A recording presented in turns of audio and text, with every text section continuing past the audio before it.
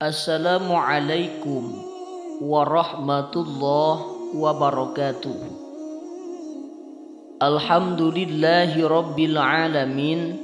Allahumma salli ala sayyidina Muhammad wa ala ali sayyidina Muhammad.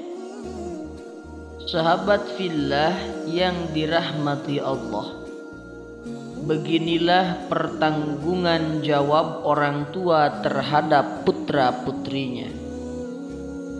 Allah Subhanahu wa ta'ala telah berfirman, "Wahai segenap orang yang beriman, peliharalah dirimu dan keluargamu dari bahaya api neraka atau kebinasaan." Quran Surah At-Tahrim ayat 6. Ayat di atas mengingatkan kita semua agar menjaga diri dan seluruh keluarga dari segala macam kebinasaan yang nantinya akan menghantarkan kita ke jilatan api neraka. Orang tua tak dapat melepaskan tanggung jawab akan nasib putra-putrinya, baik langsung atau tidak langsung. Sebagaimana Nabi Muhammad SAW pernah menyatakan, dari Ibnu Umar radhiyallahu an berkata, aku mendengar Rasulullah SAW bersabda, kamu semua adalah pengembala dan bertanggung jawab atas yang digembalakannya.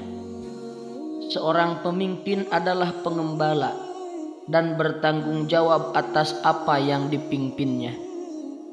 Orang laki-laki, orang tua, juga merupakan pengembala di lingkungan keluarganya dan bertanggung jawab atas yang digembalakannya, anggota keluarganya. Hadis riwayat Bukhari dan Muslim. Sahabat fillah yang dirahmati Allah, untuk menjawab tantangan pertanggungan jawab di atas, marilah kita renungkan kembali peringatan Allah Subhanahu wa ta'ala dalam Quran Surah An-Nisa ayat 9. Dan hendaklah takut kepada Allah orang-orang yang seandainya meninggalkan akan keturunan yang lemah, yang mereka khawatir terhadap kesejahteraan mereka. Oleh karenanya, hendaklah mereka bertakwa kepada Allah dan hendaklah mereka mengucapkan perkataan yang benar. Kekhawatiran kita akan nasib anak keturunan kita harus dibuktikan dengan amal tindakan yang nyata, berupa pendidikan dan pengarahan dengan landasan ajaran agama Islam. Karenanya, anak dan keturunan harus diarahkan oleh orang tuanya menuju kesadaran beragama dengan didukung oleh perbuatan yang nyata dan contoh teladan yang baik dari orang tuanya. Pendidikan yang baik itu adalah merupakan kewajiban mutlak yang tak dapat ditawar-tawar bagi setiap orang tua yang merasa bertanggung jawab. Itulah salah satu jawaban atas peringatan Allah, jagalah dirimu dan anak keturunanmu dari jilatan api neraka. Untuk mencapai hasil maksimal dalam rangka pendidikan dan pengajaran bagi anak-anak kita, jauh-jauh Al-Quran sudah meletakkan dasar pokok dan skala prioritas tentang arah pendidikan tersebut, kecuali yang terdapat dalam surah Luqman. Dalam surah Maryam diuraikan sasaran pokok pendidikan itu. Petunjuk yang diberikan langsung oleh Allah Subhanahu wa ta'ala kepada Nabi Yahya, putra Nabi Zakaria, yang memohon doa pada akhir hayatnya agar dia dikaruniakan putra yang akan meneruskan tugas yang diembannya. Dalam Al-Quran Surah Maryam ayat 12-14 disebutkan, Hei Yahya, ambillah, jadikanlah pegangan kitab suci dengan sungguh-sungguh. Kami berikan kepadanya Yahya hikmah pengetahuan ketika ia masih muda belia. Sifat kasih sayang dan sisi kami, kesucian, dan ia Yahya adalah seorang yang takwa. Dia seorang yang berbakti kepada kedua orang tuanya, dan bukanlah dia seorang yang sombong lagi durhaka. Dari ayat tersebut dapat disimpulkan bahwa pokok pendidikan untuk anak-anak remaja, anak keturunan, diarahkan kepada 4 macam sasaran pokok. Ialah yang pertama, memberikan pegangan hidup. Diberikan pegangan hidup sebagai landasan utama dan pertama ialah kitab suci. Buat Nabi Yahya pada zamannya ialah kitab suci Taurat.